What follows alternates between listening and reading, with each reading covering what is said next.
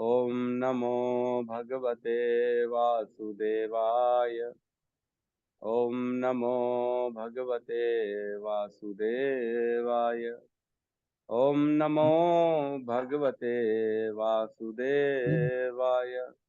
नारायण नमस्कृत्य नरं चैव नरोत्तमं देवीं सरस्वतीं व्यासं ततो जयमुदीरये। नष्टप्रायेषु अभद्रेषु नित्यं भागवत सेवया भगवती उत्तमश्लोके भक्तिर्भवती नैष्टिकी। कृष्णाय वासुदेवाय देवकी नंदनाय च नंदगोपकुमाराय गोविन्दाय नमो नमः। जय श्री कृष्ण चैतन्य प्रभु नित्यानंद श्री अद्वैत गदाधर श्रीवासादि गौरभक्ता वृंद। हरे कृष्णा कृष्णा कृष्णा हरे हरे, हरे राम राम राम हरे हरे। हरे कृष्णा कृष्णा कृष्णा हरे हरे, हरे राम राम राम हरे हरे। हरे कृष्णा कृष्णा कृष्णा हरे हरे, हरे राम राम राम हरे हरे। हरे कृष्णा। सभी भक्तों का स्वागत है श्रीमद् भागवतम की कक्षा में। कल हमने श्लोक नंबर 15 और 16 दो श्लोक किए, राइट, मेरे ख्याल से। तो यहाँ पे अभी वेद व्यास जी का वर्णन चल रहा है, किस प्रकार वेद व्यास जी का जन्म हुआ और इस चतुर्युगी में किस प्रकार हमारे बीच से त्रेता युग हट गया। पूरा 28वीं चतुर्युगी में त्रेता युग नहीं आया है ना। 14 नंबर श्लोक में यही बताया गया। जिस समय जिस काल में त्रेता युग नहीं आया उसी काल में व्यास देव का जन्म हुआ सत्यवती माता और पराशर मुनि के द्वारा, है ना। फिर 15 नंबर श्लोक में हमने पढ़ा कि एक बार सूर्योदय के समय उन्होंने सरस्वती के जल से प्रातःकालीन आचमन किया और मन एकाग्र करने हेतु वे एकांत में बैठ गए। कौन? शीला व्यास देव, है ना, एकांत मन में बैठ गए। और उसके बाद 16वें नंबर में हमने पढ़ा महर्षि शीला व्यास देव ने युग के कर्तव्यों में दोष देखा। काल की अदृश्य शक्ति के कारण पृथ्वी पर विभिन्न युगों में ऐसा होता है। तो काल की शक्ति को देखा जब वो एकांतवास में बैठे थे, वो चिंतन कर रहे थे, तो काल की शक्ति को देखा। तो काल क्या होता है, हम देखते हैं कि काल परिवर्तन ला देता है सबके अंदर। किसी भी स्थिति में रुकता नहीं है काल। हमने बताया कल भगवान ने भगवत गीता के दो श्लोकों का वर्णन किया है जिसमें भगवान बताते हैं मैं काल हूं। तो काल हमें हर पल क्षीण करते जा रहे हैं, खत्म करते जा रहे हैं। हर पल पल हम जो है मृत्यु की ओर अग्रसर होते जा रहे हैं। कितना भी हम क्यों ना अपने आप को बचाने की कोशिश करें, मेकअप कर लें, ऑपरेशन करा लें, स्किन की क्रीमें लगा लें, लेकिन काल तो प्रभाव दिखाएगा ही दिखाएगा, है ना। आजकल बॉलीवुड और सोशल मीडिया में पिक्चरों में ज्यादा दिखा रहे हैं, ये करो तो स्किन बढ़िया हो जाएगा, ये करो तो हेल्थ अच्छा रह जाएगा, ये करो तो आपकी एज रुक जाएगी। लेकिन ऐसा कभी कुछ भी नहीं हो सकता। काल को कोई भी नहीं रोक सकता। काल की ये क्वालिटी है कि वो हमारे अंदर परिवर्तन लाएगा ही लाएगा, ना कि हमारे ऊपर पूरे संसार में हर पूरी प्रकृति में परिवर्तन लाएगा। जो आज नई नवेली बिल्डिंग दिख रही है वो कुछ काल बाद जो है टूटेगी टूटेगी, जब पुरानी हो जाएगी, खंडर हो जाएगी, टूटेगी। फिर जहाँ पे आज पहाड़ है वहां पे कल नई बिल्डिंग खड़ी हो जाएगी। आज जहाँ पे सरोवर है कल सूखा हो जाएगा। आज जहाँ सूखा है कल वहां सरोवर हो जाएगा। इस प्रकार से परिवर्तन होता ही रहता है, होता ही रहता है, होता ही रहता है। ये काल की शक्ति के द्वारा होता है और इसको किसी भी स्थिति में नहीं रोका जा सकता। श्रील प्रभुपाद कहते थे मनुष्य 6 अवस्थाओं से बीतता है। उसका जन्म होता है, कुछ काल बड़ा होता है, फिर वो स्ट्रगल करता है, फिर वो अपनी नए बच्चों को जन्म देता है, फिर अपना जो है ना वृद्धावस्था में जाता है, फिर उसकी एक दिन जीर्ण शीर्ण होके जो है शरीर छोड़ना पड़ता है। इस प्रकार 6 अवस्थाओं में गुजरता है वो, और इससे कोई भी उसको रोक नहीं सकता, ये करना ही पड़ेगा उसको। ठीक है, तो हम आगे चलते हैं कि उन्होंने ऐसा क्या देखा काल की शक्ति के कारण जो उनको जो है प्रेरणा मिली श्रीमद् भागवतम की, है ना। उन्होंने ऐसा कुछ देखा जिससे ऐसा लगा कि नहीं, मुझे जो है ना इन जीवों का उद्धार करना चाहिए। क्या देखा? तो हम 17वें और 8वें ये दोनों श्लोकों को देखते हैं, साथ में दोहराएंगे। मैं 1 मिनट शेयर कर लेता हूँ स्क्रीन में।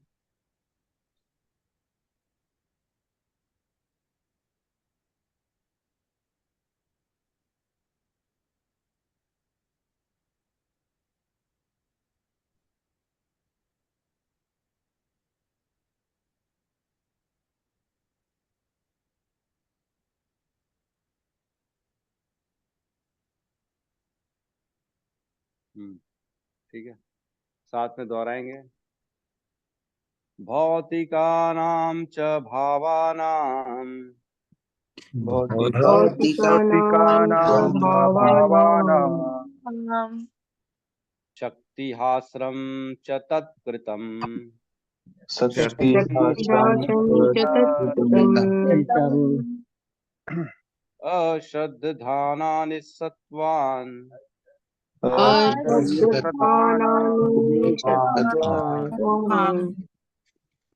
दुर्मेधान् ह्रसीत आयुषः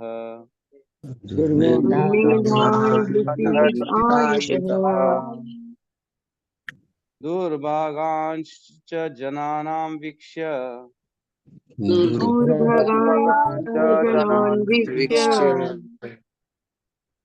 मुनिर्दिव्येन चक्षुषा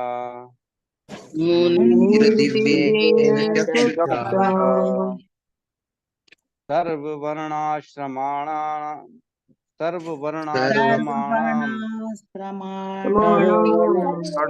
आश्रमाः यद्दद्यो हितम् अमोघदृत्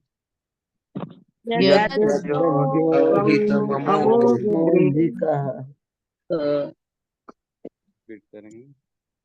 भौतिकानां च भावानां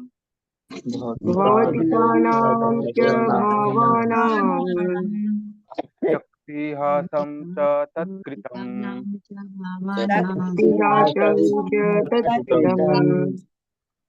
अश्रद्धानां निसत्त्वान्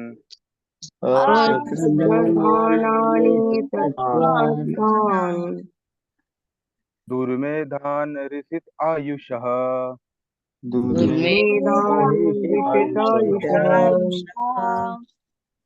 दुर्भगान् च जनान् वीक्ष्य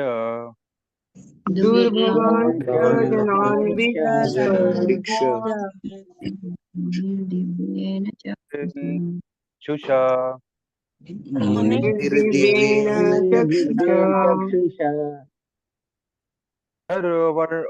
सर्ववर्ण आश्रमाणां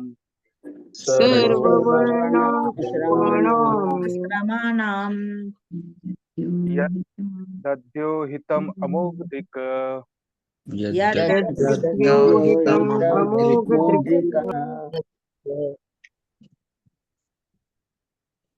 हरे कृष्ण प्रभु जी। पढ़िए पढ़िए। भौतिका नाम च भावानां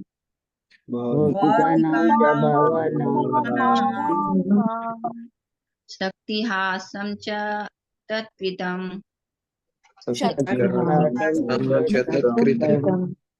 अश्रद्धानान्येह सत्त्वान् दुर्मेधान्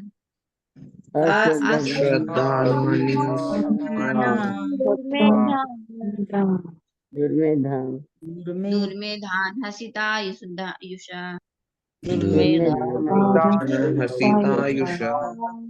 दुर्भगांश्च जनानां वीक्ष्य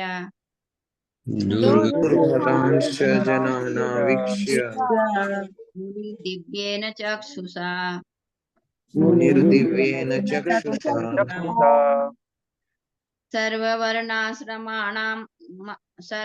सर्व आश्रमाणां यद्दध्यो सर्ववर्ण आश्रमाणां हितं मोदक दृक् यद्दध्यो हितं मोदक दृक्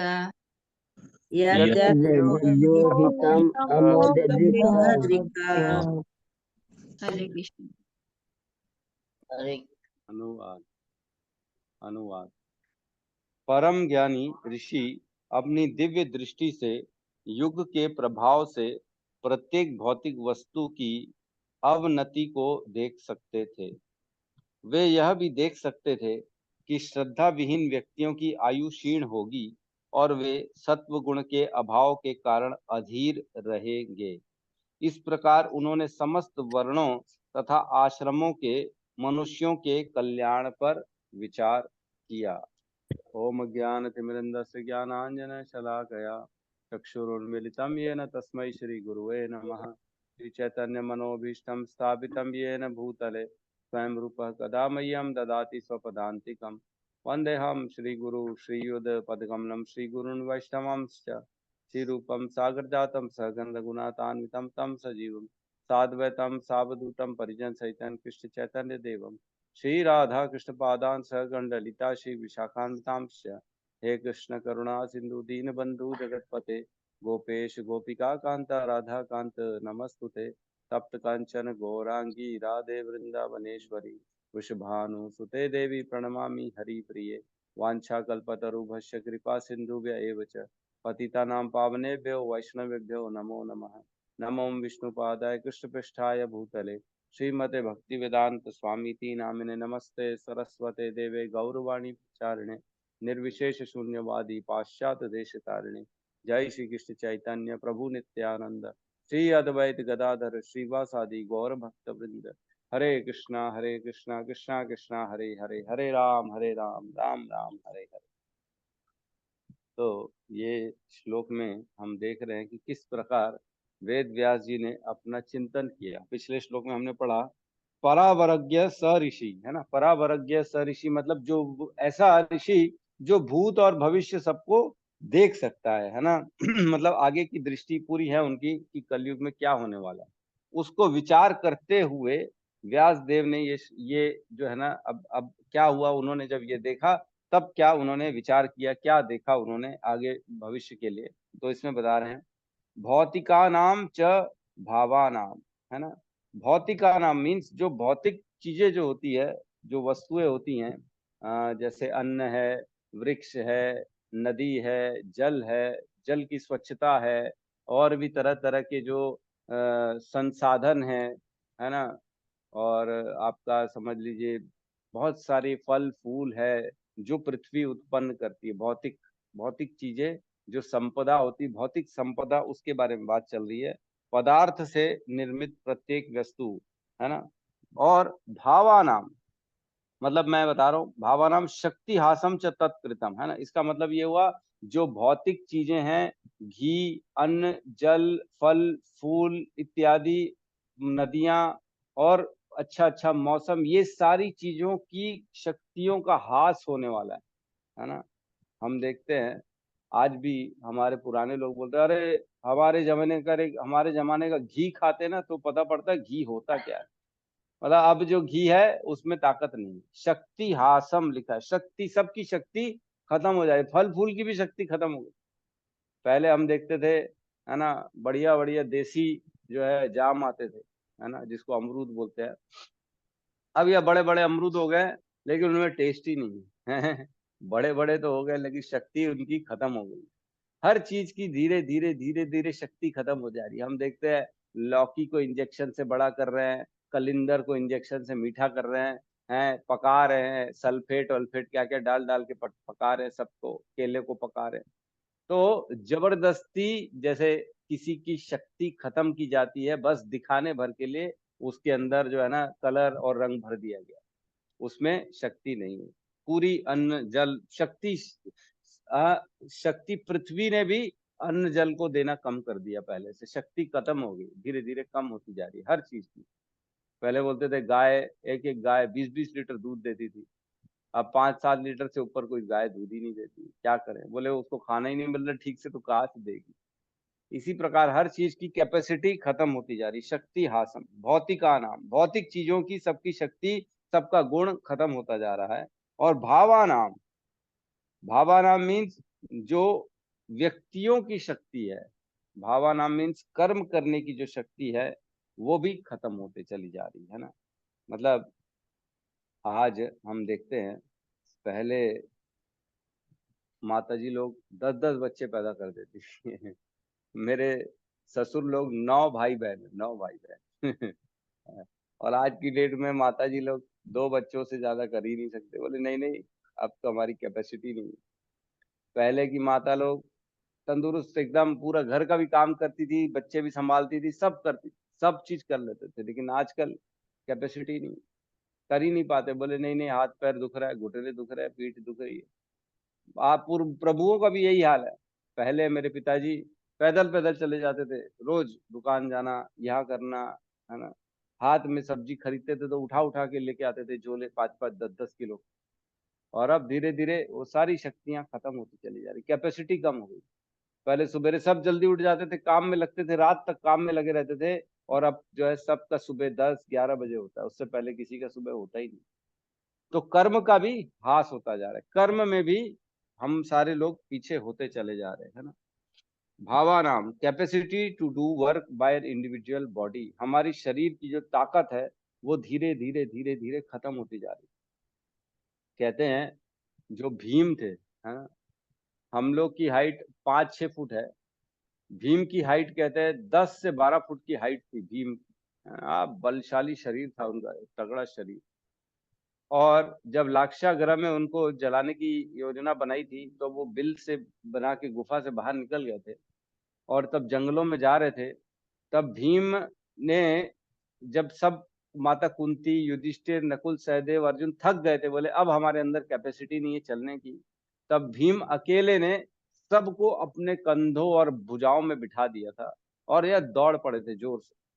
तो जो एक व्यक्ति ने 4-5 लोगों को अपने शरीर में बिठा दिया है और दौड़ पड़े, एक कैपेसिटी होती, ये शक्ति होती थी पहले।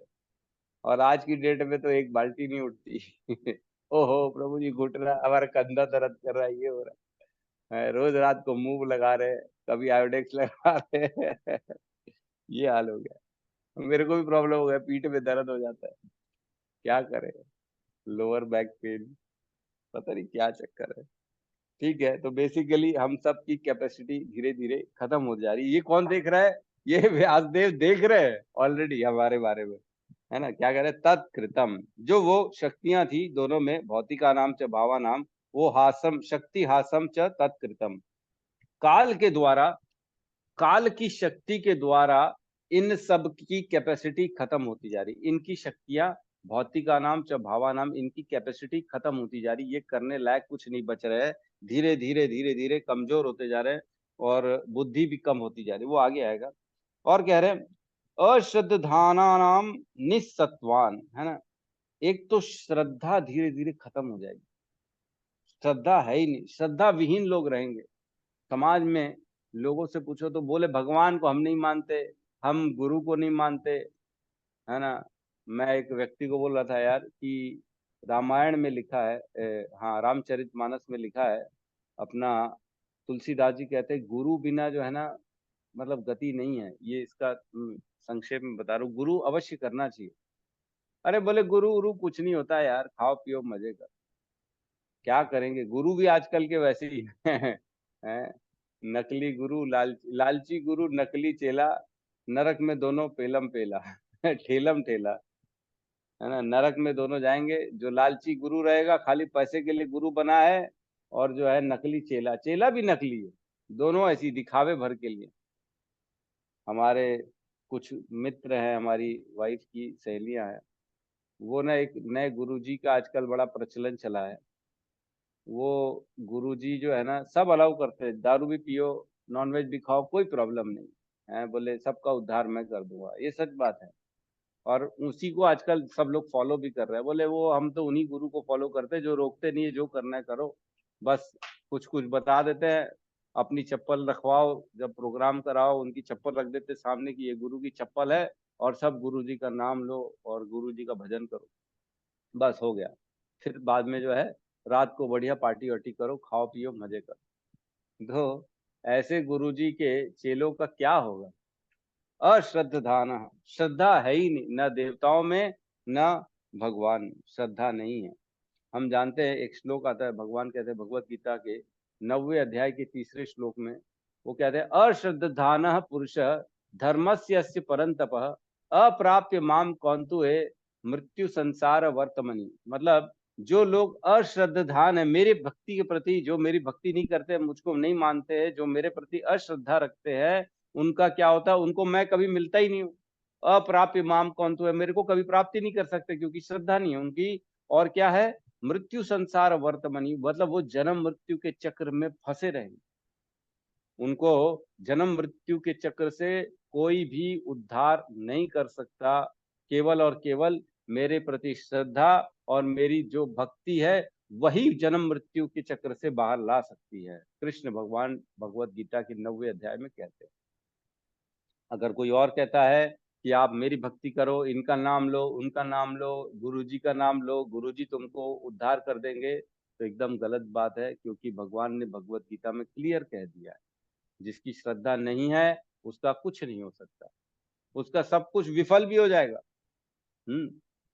एक श्लोक आता है भगवत गीता में, मोग आशा मोग कर्मणा, है ना, उसमें क्या कहते हैं, बहुत इंपॉर्टेंट श्लोक है, हमने उस पर चर्चा करी थी जब 9वें अध्याय में हम पहुंचे थे, तो उसमें मैं निकाल रहा हूँ, एक सेकंड।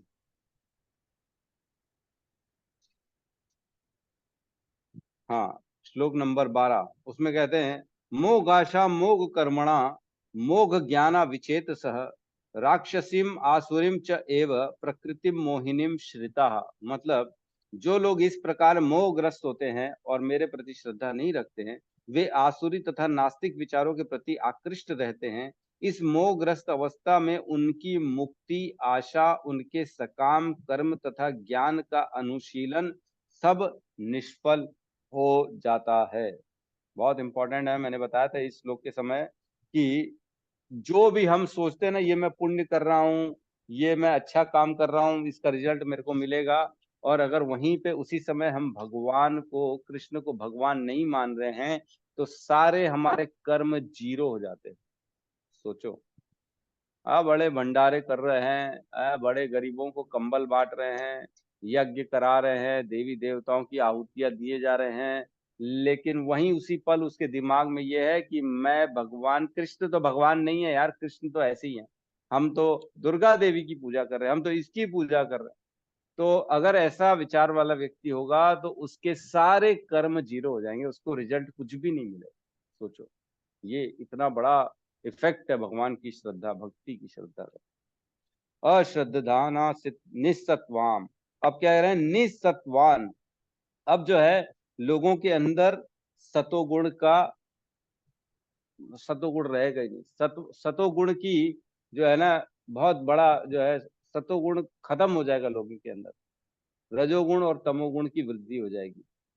हम देखते आज भी सतोगुण को कोई फॉलो ही नहीं करता, सुबह उठना तो उनके लिए बड़ा मुश्किल है, खाने पीने में सतोगुण, हमने देखा था, हमने भगवत गीता में चर्चा करी थी, दान में तीनों गुण का होता है इफेक्ट, तीनों तरह से सतोगुण रजोगुण तमोगुण दान होते हैं, कर्म सतोगुण रजोगुण तमोगुण होते हैं, बुद्धि सतोगुण रजोगुण तमोगुण होती है, कर्तव्य कर्ता सतोगुण रजोगुण तमोगुण होते हैं, ज्ञान सतोगुण रजोगुण तमोगुण होते हैं, मृत्यु सतोगुण रजोगुण तमोगुण होती है।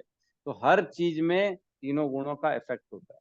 तो जितना जितना हम सतोगुण में रहेंगे, उतना उतना हम भगवान के प्रति अपने आप को बढ़ा सकेंगे।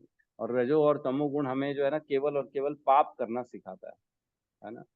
सत्वाम संजायते ज्ञाना, है ना, रजसो लोभ एव च, मोहो प्रमादो तमसो भवति अज्ञान एव च, है ना।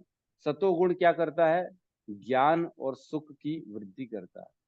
रजोगुण क्या करता है, लोभ की वृद्धि करता है। और तमोगुण क्या करता है, प्रमाद, पागलपन और मोह जो है ना, इसकी वृद्धि करता है, अज्ञान की वृद्धि करता है तमोगुण। तो रजोगुण और तमोगुण ये बहुत खतरनाक होते हैं, हमको पाप करने के लिए यही प्रेरित करते हैं।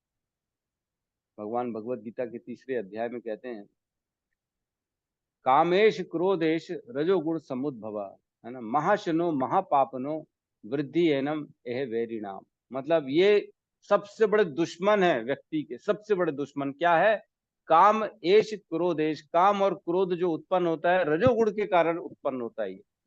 कामेश क्रोधेश रजोगुण समुद्भव, रजोगुण के कारण काम उत्पन्न होता है, क्रोध उत्पन्न होता है, जो महापापी होता है और खा जाता है, भक्षी सर्वभक्षी होता है, वो उस मनुष्य को पूरा का पूरा खा जाता है।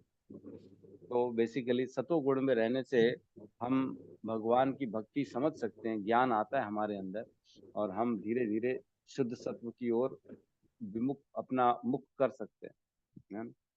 तो कह रहे हैं कि जैसे जैसे कलयुग बढ़ेगा सतोगुण का हास हो जाएगा, सतोगुण में लोग नहीं रहेंगे, है ना।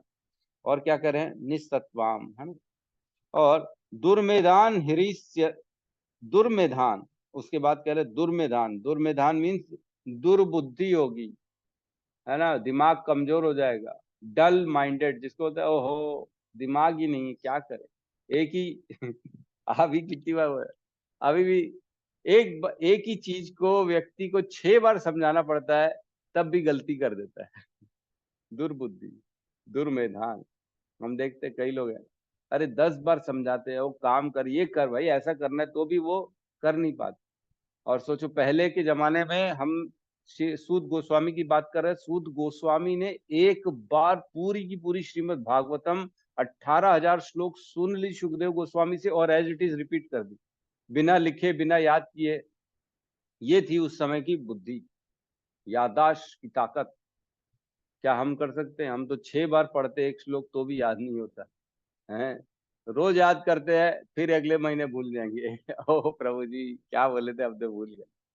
तो यहाँ दुर्मेधान, बुद्धि नहीं रहेगी, तर्क वितर्क की शक्ति खत्म हो जाएगी, है ना, याद करने की शक्ति खत्म हो जाएगी, है, अपने आप में कंट्रोल करने की शक्ति खत्म हो जाएगी। दुर्मेधान, बहुत तकलीफ हो जाएगी, है ना, आगे चल के बुद्धि खत्म हो जाएगी, माइंड डल हो जाएंगे, विचार करने की शक्तियां खत्म हो जाएंगी।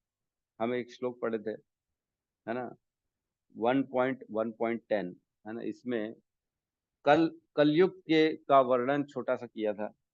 उसमें कहते हैं, प्रायेण अल्पायुष सभ्य कलो अस्मिन युगे जनः मंद सुमंद मतयो मंद भाग्या ही उपृद्धता। मतलब हे विद्वान, कली के इस लौह युग में मनुष्य की आयु कम है, वे झगड़ालू, आलसी, पथभ्रष्ट, अभागे होते हैं, तथा ही साथ सदैव विचलित रहते हैं। मंद होते हैं वो, मंद सुमंद, एकदम ही पागल रहेंगे। मंद और सुमंद बोलते हैं, मंद बुद्धि है यार, क्या आदमी है, मंद बुद्धि बेसिकली। ठीक है, आगे कह रहे हैं, दुर्मेधान के आगे कहते हैं, ह्रसित आयुषः, उनकी आयु बहुत कम हो जाएगी। ह्रसित आयुष, घटी हुई आयु रहेगी। अभी देखते कलयुग की वैसे आयु 100 साल की है, लेकिन कोई भी व्यक्ति 100 साल जी नहीं पाता है। 60-70 के बाद अगर जीता भी है, तो वो जीने लायक नहीं रहता, वो कुछ कर नहीं पाता। वो उल्टा परेशान रहता, रोता रहता है, ओहो भगवान मुझे उठा ले, मेरा ये काम नहीं कर रहा, मेरा वो काम नहीं कर रहा, तकलीफ में हूँ, मैं बिस्तर में पड़ा हुआ हूँ। हाँ, अगर खींच भी पाता है तो। लेकिन पहले की हम देखते हैं, आज से 100 साल पहले जाएंगे, तो जो व्यक्ति थे वो 100-100 साल तक जीते थे, और मतलब ऐसा जीते थे कि जो है जवानों के जैसे जीते थे। 100-100 साल तक काम करते थे, उठते थे, बैठते थे, सारा काम करते थे, उनके देखने की शक्ति, सुनने की शक्ति सारी रहती थी। लेकिन धीरे धीरे ये जैसे हम शक्तिहीन अन्न खा रहे हैं, जो आर्टिफिशियल फल फूल खा रहे हैं, जितना हम सोचते हैं ऑर्गेनिक है, ये है वो है, उतना ज्यादा उसमें जो है ना कुछ रहता नहीं, शक्तिहीन रहता है। तो क्या करें अब, पैसे के लिए लोगों ने हर चीज में मिलावट कर दिया। दूध में मिक्स वाला दूध देते हैं, डुप्लीकेट दूध, घी डुप्लीकेट, मिठाई डुप्लीकेट, सब डुप्लीकेट। डुप्लीकेट खा खा के हमारे शरीर में शक्ति आएगी कहाँ? आयु खत्म हो जाएगी हमारी धीरे धीरे। और पाप इतने करता है व्यक्ति, जो पाप होते हैं उससे आयु कम हो जाती है। जैसे जैसे हम गलत कर्म करते हैं इस जीवन में, हमारी इसी जीवन की आयु कम होती चली जाती, कम होती चली जाती।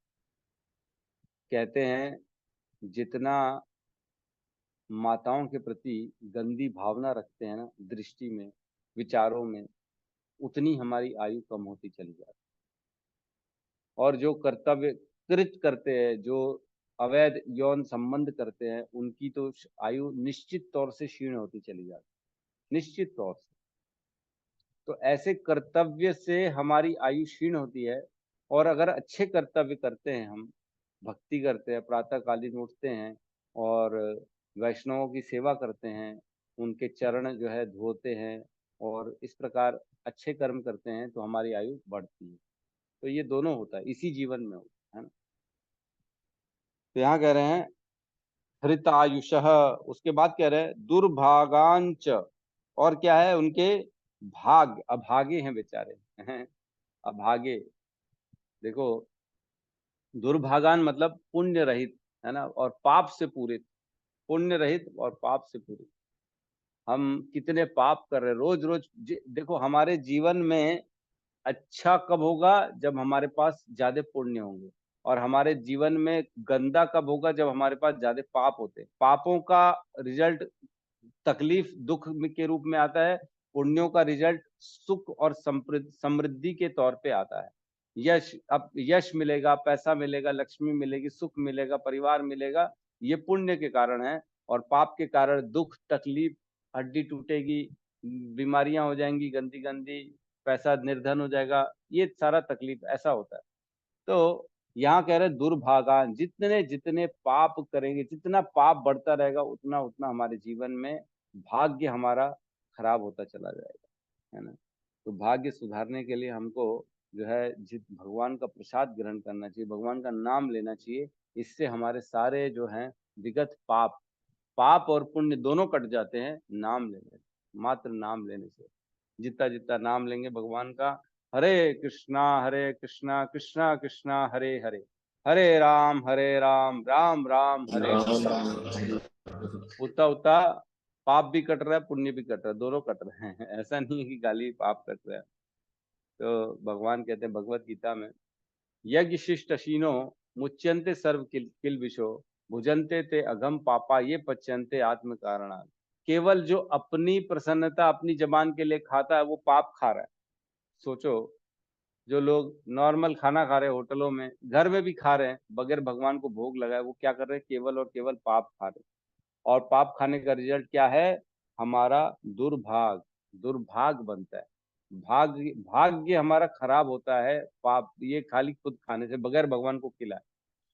भगवान को भोग लगाने से क्या करते हैं, भगवान उसको पाप रहित कर देते हैं।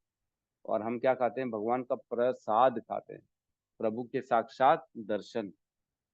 तो दुर्भागांश, ठीक है।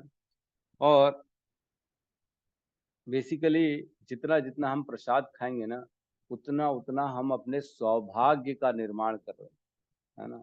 जितना जितना हम भगवान का नाम ले रहे हैं, उतना उतना हम हमारे सौभाग्य का निर्माण कर रहे हैं।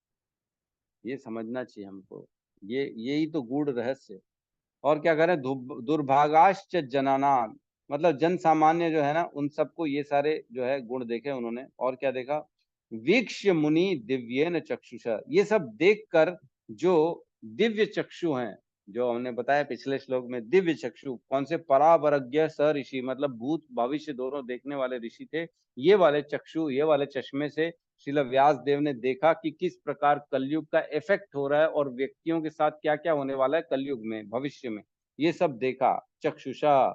और क्या कह रहे हैं, सर्व वर्णाश्रमाणाम यत दध्यो हितम अमोघ धृत, मतलब ये समस्त वर्ण आश्रम, सब जितने भी हैं, ब्रह्मचारी, है ना, गृहस्थ, वानप्रस्थ, सन्यासी, ब्राह्मण, वैश्य, शूद्र और क्षत्रिय, इन सभी के लिए उन्होंने क्या देखा, सर्व वर्णाश्रमाणाम यद धृत्यो, यद धृत्यो, इन सब के बारे में उन्होंने, सभी के बारे में, सभी वर्ग आश्रम के लोगों के हित के लिए क्या होगा, हितम दद्यो हितम अमोघ धृत, अपने ज्ञान से अमोघ जो उनकी शक्ति थी देखने की, समझने की, उनके हित के लिए सोचा उन्होंने कि इन सब का हित कैसे हो सकता है। इस पे उन्होंने विचार किया, किसने, श्रीला व्यासदेव ने। तो बेसिकली यहाँ क्या कह रहे हैं, यहाँ कह रहे हैं व्यासदेव ने देखा अपनी दिव्य दृष्टि से कि किस प्रकार कलयुग से लोगों का पतन हो रहा है, ये देखा उन्होंने। और क्या देखा, और यह भी देखा कि कैसे उद्धार होगा, मैं इनके लिए क्या कर सकता हूँ, इनके हित के लिए, जिससे ये सब अभागे लोग जो हैं, जो इतनी ज्यादा तकलीफ में हैं, जो मंद सुमंद मति हो गई है, उनका उद्धार करने के लिए मैं क्या कर सकता हूँ, इस पर भी उन्होंने विचार किया, है ना। तो आज हम देखते हैं इस समाज में लोग भटकाने का काम करते हैं। जितना जितना हम लोगों को फॉलो करते हैं ना, ओहो, हमारे लीडर, हमारे नेता, हमारे मंत्री, ये सब हमको भटकाने का काम कर, किसी को फॉलो नहीं करना चाहिए हमारे को। श्रीमद् भागवतम में एक श्लोक आता है 7.5.31, इसमें कहते हैं, न ते विदु स्वार्थ गतिम ही विष्णु दराशया ये बही अर्थ मानिनः अंधा यथा अंधेर उपनीय माना ते अपि ईश तंत्रयाम उरु दामिनी बद्धा। जो लोग भौतिक जीवन के भोग की भावना से बंधे हैं, और जिन्होंने अपने ही समान बद्ध इंद्रिय विषयों से आसक्त अंधे व्यक्ति को अपना नेता या गुरु स्वीकार कर रखा है। मतलब कह रहे हैं हम सब जो लोग हैं जो अपनी इच्छा पूर्ति के लिए ऐसे व्यक्तियों को फॉलो करते हैं जो खुद भी हमारे जैसे ही हैं, है ना। हम देखते हैं वे दोस्त बन जाते हैं, दारू पीने वाले जनरली दारू पीने वाले को ढूंढ लेते हैं, गुटखा खाने वाले गुटखा खाने वाले को ढूंढ ही लेते हैं, है ना। कई ग्रुप में जाओ तो वो गुटखा वाला ना ढूंढ ही लेगा कौन गुटखा, किसके मुंह में गुटखा चल रहा है, उससे कोने में चले जा रहे कौन सा गुटखा खा रहा है, थोड़ा दे तो मेरे को मैं भी खाऊं। तंबाकू है, जर्दा है, बाबा है, ये है, 420 है, 840 है, पता नहीं क्या क्या वो खाते हैं ले लेके। हाँ, हम एक बार गए थे, मैं पहले बहुत पुरानी बात बता रहा हूँ, हम लोग 4-5 लोग गए थे, दुबई गए थे घूमने। तो दुबई में हमारा एक मित्र है, वो बहुत गुटखा खाता है, वो मानिक चंद भयंकर खाता है। अब वहाँ उसका मानिक चंद खत्म हो गया तो हम तो हंस रहे थे। वो बोले मेरा मानिक चंद खत्म हो गया, मैं क्या करूँ क्या करूँ, उनको नींद नहीं आ रही थी। अगले दिन जब मार्केट के लिए गए तो वो गुटखा खरीद के आ गया, पता नहीं कहाँ से है, दुबई में भी उसको मानिक चंद गुटखा मिल गया। और वो इतना महंगा खरीदा, 100 रुपए का गुटखा खरीद के आया, इतना महंगा, बाप रे बाप। तो हम तो बोले भाई मानना पड़ेगा, गुटखा वाले को ढूंढ ही लेता है, कहाँ मिलेगा। तो वैसे ही बता रहे हैं यहाँ पे, जो इंद्रिय विषयों को भोगना चाहते हैं वो अपने जैसे व्यक्ति को ढूंढते हैं और उन्हीं को अपना लीडर बना देते हैं।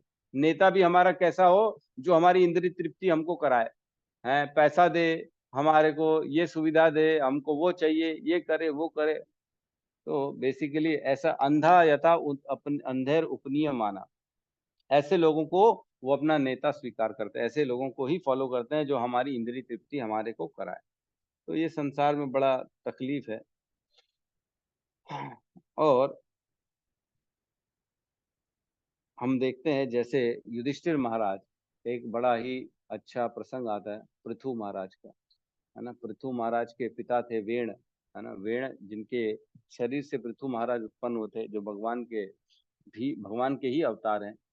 देखे थे वेण जब थे, वेण अधर्म आसुरी प्रवृत्ति के व्यक्ति थे। उसके काल में भगवान की भक्ति यज्ञ बंद हो गया था, तब धरती माता ने अन्न फल फूल देना बंद कर दिया था, है ना। लोगों को खाने के मुश्किल पड़ गई थी, खा पी नहीं पा रहे थे। लेकिन जब पृथु महाराज आए, उन्होंने प्रचुर मात्रा में भक्ति का प्रचार किया, है ना, यज्ञ अनुष्ठान आदि शुरुआत कर दिया। तो भी जब देखा उन्होंने पृथ्वी माता कुछ दे नहीं रही है, तो वो अपनी शक्ति से पृथ्वी माता पे जो है युद्ध कर दिया उन्होंने, उनको जो है ना खत्म करने के लिए दौड़ पड़े। पृथ्वी माता जो है उनसे डर गई और फिर उन्होंने तुरंत सारे ही सारे जो उन्होंने अपने गर्भ में छुपा दिए थे, रत्न मणि और अन्न फल फूल, ये सब नदी, ये सारा कुछ छुपा दिया था पृथ्वी ने, वो तुरंत बाहर निकाल दिया पृथ्वी महाराज के डर से।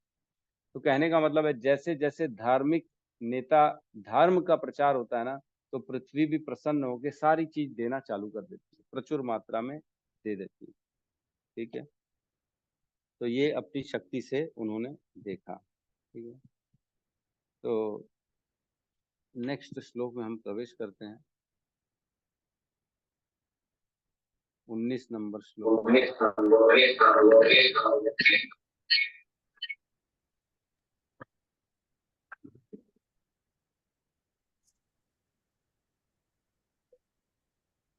साथ में दोहराएंगे।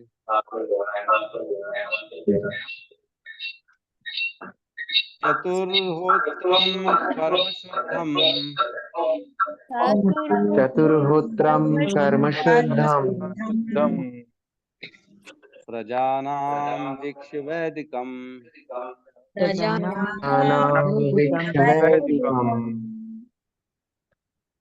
यदधात यज्ञ संतत्ये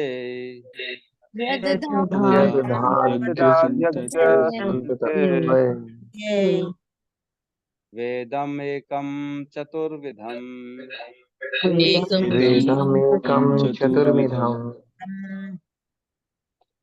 चातुर्होत्रं कर्म शुद्धम्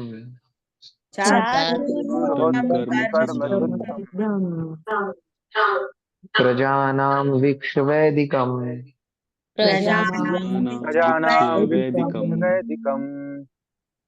व्यदधात यज्ञ सत्यत्यय वेदाध्ययनसन्तत्यै वेदमेकं चतुर्विधम् वेदमेकं चतुर्विधम् चातुर्होत्रं कर्म शुद्धं चातुर्होत्रं कर्मसिद्धिं कर्मसिद्धम् प्रजानां विश्ववैदिकं प्राणायामं विद्यावेदिकम् वेदनाद्य संतत्ये वेदाद्यज्ञसन्तत्य वेदमेकं चतुर्विधं वेदमेकं चतुर्विधम् हरे कृष्ण। हरे कृष्ण। अनुवाद। उन्होंने देखा, इन्होंने व्यास देव ने देखा कि वेदों में वर्णित यज्ञ वे साधन हैं जिससे मनुष्यों की वृत्तियों को शुद्ध बनाया जा सकता है।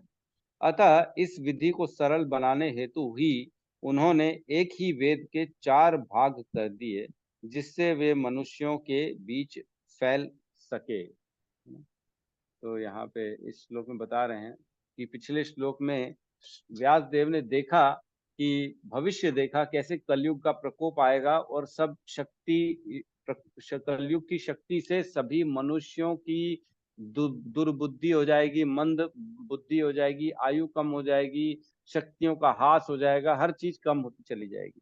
तो ये सब जब देखा उन्होंने, तब इसके कारण उन्होंने क्या किया, उन्होंने देखा कि वेदों में वर्णित यज्ञ के वे साधन, उस समय क्या था, वेद जो थे, वेद एक ही वेद था, पहले यजुर्वेद के नाम से वेद था, फिर उसको वेद व्यास जी ने 4 भाग में डिवाइड कर दिया, अलग अलग यज्ञों के अनुसार, अलग अलग जो जिसकी दृष्टि है, जिसकी जो मति है, उसके अनुसार, जो उसकी जो इच्छा है उसके अनुसार यज्ञों को अलग अलग भाग में डिवाइड कर दिया, 4 भागों में, यजुर्वेद, ऋग्वेद, सामवेद और अथर्ववेद, ये 4 वेदों में वेद व्यास जी ने बांट दिया। वेद पहले भी थे, वेद वो ज्ञान है जो ब्रह्मा जी को कृष्ण ने दिया था, है ना, 4 मुख से 4 वेदों का जो है गायन करते रहते ब्रह्मा जी, तो वो ज्ञान भगवान ने उनके हृदय में प्रकाशित किया था ब्रह्मा जी के, वही ज्ञान वो एक ही था, लेकिन उसको बांटा अलग अलग वेद व्यास जी ने। जैसे एक बोरे में अलग अलग 4 जो है ना रंग के पत्थर हैं, वो सब मिक्स पड़े हुए हैं, तो उनको अलग अलग करके येलो वाले पत्थर येलो, ब्लू वाले ब्लू, रेड वाले रेड, ग्रीन वाले ग्रीन, ऐसा अलग अलग बांट दिया। तो जिसकी जो इच्छा है, इंद्रिय तृप्ति करना चाह रहा है, जिसको शक्ति चाहिए तो वो खाली यज्ञ अनुष्ठान करे, जिसको जो है कुछ और चाहिए तो वो करे, जिसको खाली स्तुतियां समझनी है वो सामवेद पढ़े, इस तरह से अलग अलग जो है ना उन वेदों को बांटा। चातुर्होत्रम कर्म शुद्धम, 4 प्रकार के यज्ञ से कर्म शुद्ध होते हैं। चतुर्होत्रम कर्म शुद्धम मतलब बेसिकली यज्ञ जो होते हैं वो हमारे कर्मों को शुद्ध करने के लिए होते हैं, है ना। अगर इंद्रिय तृप्ति भी करनी है तो कहते हैं वो यज्ञ के हिसाब से कर्म करो, है ना। हमने पढ़ा है भगवत गीता के 3रे अध्याय में, उसमें कहते हैं यज्ञ अर्थात कर्मणो अन्यत्र लोको अयम कर्म बंधना तदर्थम कर्म कौंतुए मुक्त संग समाचरा, है ना। अनुवाद कि है विष्णु के श्री विष्णु के लिए यज्ञ रूप में कर्म करना चाहिए, अन्यथा कर्म के द्वारा इस भौतिक जगत में बंधन उत्पन्न होगा। अतः हे कुंती पुत्र, उनकी प्रसन्नता के लिए अपने नियत कर्म करो, इस तरह तुम बंधन से सदा मुक्त रहोगे।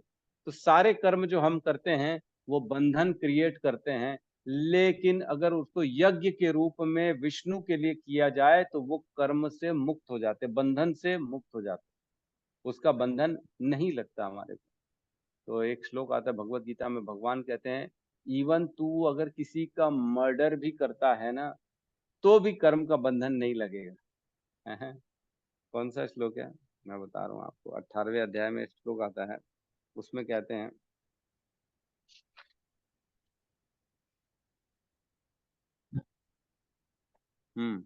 18.17, उसमें कहते हैं यस्य न अहंकृतो भावो बुद्धि यस्य न लिप्यते, है ना, यस्य न अहंकृतो भावो बुद्धि यस्य न लिप्यते हत्वाम अपि स इमाम लोकान न हंति न स निबध्यते। मतलब अगर कोई व्यक्ति है जिसके अंदर जो है यस्य न अहंकृतो भाव, उसके अंदर अहंकार नहीं है, वो ये नहीं सोचता कि मैं कर्म कर रहा हूँ, वो भगवान पे डिपेंडेंट है, उसको मालूम है जो कर रहा हूँ मैं भगवान की शक्ति से कर रहा हूँ। और बुद्धि यस्य न लिप्यते, अपनी बुद्धि के कारण वो नहीं कर रहा है, वो भगवान के शास्त्रों के कारण ऐसा कर्म कर रहा है। कौन सा कर्म कर रहा है? हतवाम अभी स इमाम लोकान, अगर इस संसार में वो किसी की हत्या भी कर देता है तो भी न हंति न निबध्यते, वो एक्चुअल में उसने किसी को न मारा है और न उसके ऊपर कोई बंधन आया है। कितना बढ़िया भगवान ने बताया नहीं अर्जुन को कि तुम मर्डर भी कर दोगे, किसी को मार भी दोगे जान से, तो भी तुम्हारे ऊपर कर्म का बंधन नहीं लगेगा, अगर तुम्हारी बुद्धि इस प्रकार है तो, है ना। तो ये हमारे साथ भी लागू होता है। हम मच्छर का मर्डर कर रहे हैं, कॉकरोच का मर्डर कर रहे हैं, अनेक अनेक जीव जंतुओं का मर्डर कर रहे हैं। अगर हमारी बुद्धि ऐसी है तो गलती से अगर हमसे किसी का मर्डर हो गया है तो हम उस कर्म के बंधन में नहीं लगेंगे, है ना, हमारे ऊपर वो पाप नहीं लगेगा अगर हमारी बुद्धि ऐसी है तो यहाँ कह रहे हैं बेसिकली चार जो वेद हैं, जो वेदों में वर्णित कर्म कांड है, वो इसीलिए है ताकि हम भगवान के प्रसन्नता के लिए कर्म करें, है ना। चतुर्होत्रम कर्म शुद्धम, कर्म को शुद्ध किया जाए, कर्म के बंधन से निकला जाए, इसलिए वेदों में वर्णित अलग अलग यज्ञों का वर्णन है। और क्या है? प्रजानाम विक्ष वैदिकम, है ना। प्रजा, ये इस प्रकार देखा कि सारे लोगों के लिए उन्होंने मनुष्यों की वृत्तियों को देखा कि वैदिक अनुष्ठानों के अनुसार इनके कर्मों के बंधन को हम शुद्ध कर सकते हैं। ये इस विचार में डालते हुए क्या किया उन्होंने? व्यधात यज्ञ संतत्ये, क्या किया उन्होंने? बनाया, क्या बनाया? यज्ञ संतत्य, यज्ञ का विस्तार करने के लिए चार भाग में बांटा। और क्या कहा? वेदम एकम चतुर्विधम, एक वेद को चार भाग में उन्होंने बांट दिया ताकि लोगों का उद्धार हो सके, उनके कर्मों का उद्धार हो सके, और वो जो बंधे हुए हैं अपनी इंद्रिय तृप्ति में या किसी भी, वो इंद्रिय तृप्ति करें लेकिन यज्ञ के मार्फत से करें और अपने कर्म को भगवान को अर्पित करते हुए फिर भोग को खाएं, तो कम से कम पाप रहित रहेंगे, है ना। इस तरह से उन्होंने वेद को चार भागों में बांटा। वेद एक्चुअल में इसलिए दिए गए हैं ताकि लोग अपने कर्मों को विष्णु को अर्पण कर सकें, है ना, करना सीखें। बेसिकली सीखेंगे, हम वेद पढ़ेंगे जितना जितना, जैसे हम पढ़ते हैं भगवान के लिए, पत्रम पुष्पम फलम तोयम यो में भक्त्या प्रणश्यति तद अहम भक्ति रूपृतम अश्नामि प्रयत आत्मनः, मतलब भगवान बोलते हैं कि मैं ये चार चीजें स्वीकार करता हूँ जो भक्ति से मेरे को ये अर्पण करता है। तो भगवान बता रहे हैं कि मैं कैसे स्वीकार करता हूँ, तो हमको समझना चाहिए। जितना पढ़ेंगे हम समझेंगे, भगवान को भोग लगाएंगे, फिर ग्रहण करेंगे, तो यज्ञ शिष्ट अशीनो मुच्यंते सर्व के लिए विश्व, हम सारे मुक्त पापों से मुक्त होते चले जाएंगे अगर भगवान का उच्छिष्ट हम लेते जाएंगे। तो ये इस प्रकार से अलग अलग चीजें बताई गई हैं यज्ञों में, जिसको हम फॉलो करके अपने जीवन से कर्म बंधन को निकाल सकते हैं और पापों को कम कर सकते हैं। कलयुग का जीव अल्पमति हो जाएगा, उसको समझ में नहीं आएगा, इतने वेद पढ़ेगा तो कंफ्यूज हो जाएगा, इसलिए उसको सिंपल फॉर्म में डालने के लिए वेद व्यास जी ने ये सब किया, है ना। एक्चुअल में देखा जाए तो वेद जो है ना वो तो कृष्ण ही है। हम पढ़े हैं भगवत गीता में 15.15 में क्या कहते हैं भगवान? 15.15 मत स्मृति ज्ञानम अपोहनम च वेदेश सर्वम अहमेव वेद्यो वेदांत कृत वेदविद एव च हम सर्वस्य चाम हृदय सन्निविष्टो, है ना। भगवान कहते हैं सारे वेद मैं ही हूँ, वेदों का संकलन करता भी मैं हूँ, वेदों में जानने वाला भी मैं ही हूँ, ठीक है। लेकिन हम वेद पढ़ेंगे तो समझ नहीं पाएंगे, इसलिए वेद व्यास जी ने उनको सिंप्लीफाई कर दिया ताकि ये अल्प बुद्धि कलयुग के जीव हैं वो समझेंगे नहीं, कम से कम अलग अलग हो जाएगा तो समझ जाएंगे। ठीक है, किसी का कोई प्रश्न है तो हम ले सकते हैं।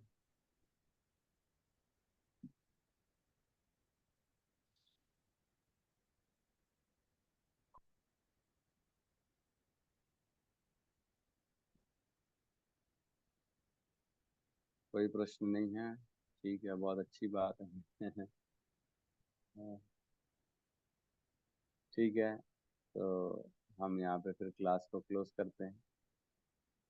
आशा कर रहे हैं सबको समझ में आ रहा होगा, किसी को डाउट नहीं जा रहा, या किसी का कोई सजेशन है तो सजेशन भी दे सकता है, प्रभु जी ये सजेशन है मेरे हिसाब से, हमारे को थोड़ा ये प्रॉब्लम हो रहा है, या जो भी है अगर कोई ऐसी भी बात है तो आप अपनी बात कह सकते हैं।